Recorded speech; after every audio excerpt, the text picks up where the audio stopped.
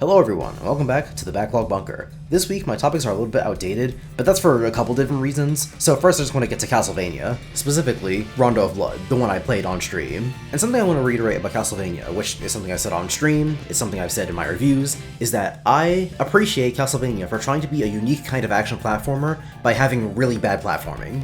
That is to say that the platforming is really strict and stiff, but that actually makes for, well, it can make for very engaging gameplay, because it makes every jump that you make more considered. Combine that with the fact that, again, it's an action platformer, which means you have to do fighting while platforming, it becomes a very unique kind of gameplay experience, though that's not exactly for the best. I can't exactly speak for all Castlevania games, but in the case of Rondo of Blood, it does get really frustrating to have this very stiff gameplay style when the enemies I have to fight are not exactly as forgiving.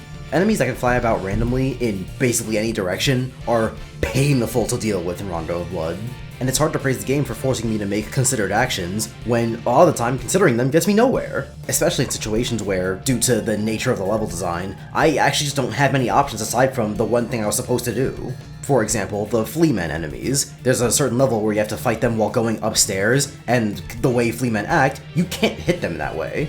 Unless, of course, you have an axe, or a book, but if you don't have those things, you're shit out of luck. Even in a completely flat and normal level, Fleamen are still impossibly hard to hit, because a considered action in this case just means having really precise timing. Which I would forgive in a lot of games, but not a game where taking like 5 hits means you die. Of course this applies to the bosses too, but I generally had a more fun time fighting the bosses than I did the normal enemies. All in all, I'm not sure I have much to say about Rondo of Blood. It was a pretty unforgiving game, and I didn't have very much fun with it. Although, I do want to make a special shout out to Symphony of the Night for having a fun Richter to play as. I honestly mean it when I say that playing as Richter for that prologue of Symphony of the Night was more fun than literally anything I ever did in Rondo of Blood. It makes me very desperately want a version of Rondo of Blood that plays like that prologue, where I have things like the slide, or being able to spin the whip. Especially since, after you beat that prologue, the game becomes infinitely worse because now you're playing Symphony of the Night. Of course, I know it's not my place to call Metroidvanias objectively bad, because I don't enjoy them enough to be able to comment on that. However, I will say that I was supremely unsurprised by how little I enjoyed Symphony of the Night. At least as far as I was able to, tolerate the game before I got bored. And because all my save data got deleted, but that was a separate issue. But, moving on to a different platformer that I played for stream, I started Mega Man 1. And I gotta say that at first, I was really not enjoying myself. I wasn't really having a great time on Fireman stage, and Iceman stage is actually fucking bullshit, like it just does not work. This is because, unlike a normal platformer, which, gets harder as you play the game, Mega Man only does this if you happen to go in the correct order, which you can only guess as a normal player. Honestly, it's my fault for trying to do Fireman or Iceman first, compared to the laughably easy cut like or Bomb Man. Though, while Elect Man's stage was easy, I maybe shouldn't include his boss in there because I've never really had to fight Elect Man normally.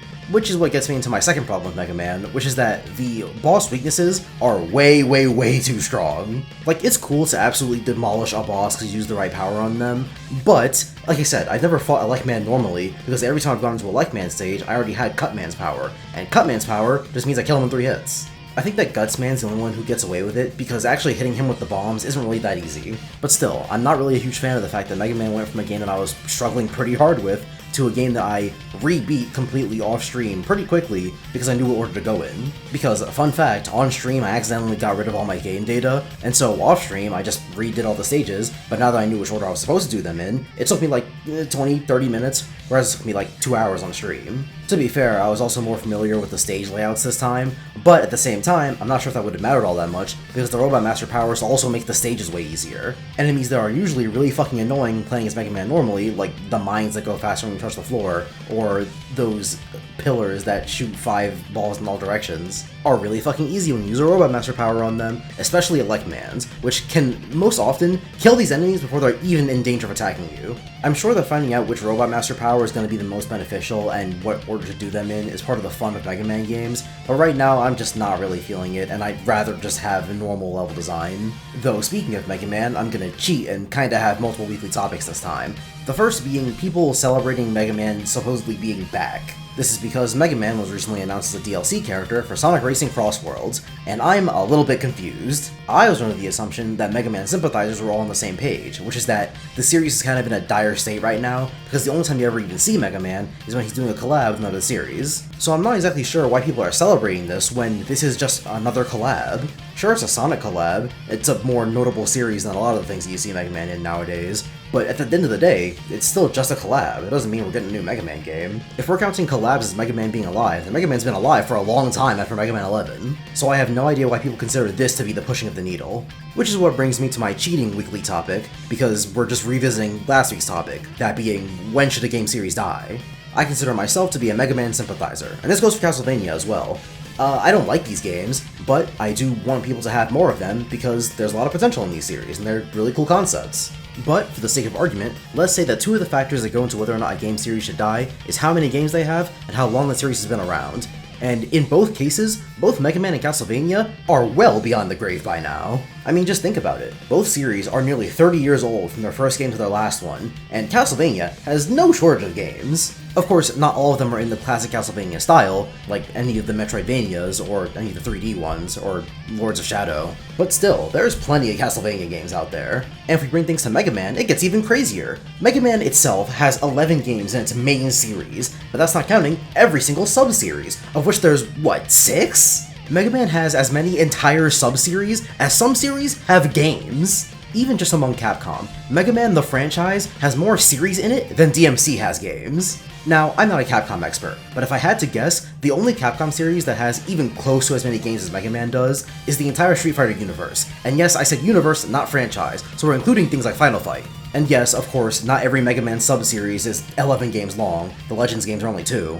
But for every 2 Legends games, there are 6 fucking Battle Network games, and those games are basically the chain of memories of the Mega Man franchise. If you're a Mega Man fan, and you're lamenting the fact that Mega Man just doesn't really get much nowadays, I have a question. Have you played every Mega Man game? Because if you haven't, you can't exactly say you're starving for content. And if you have, can you honestly say that you need more? And if you do, how much more?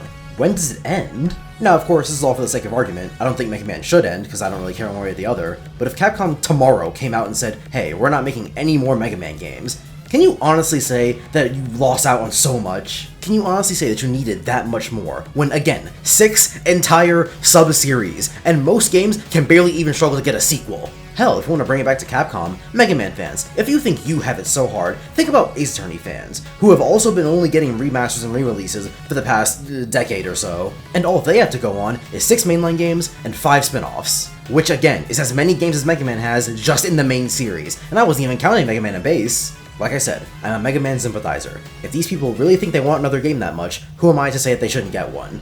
But, like I said last week, a game series can't go on forever, so when are we done with Mega Man? 40 games in? 50? 60? There's gotta be a line to draw somewhere. I'm just wondering where it could possibly be. But that's all for this week. Get out of here.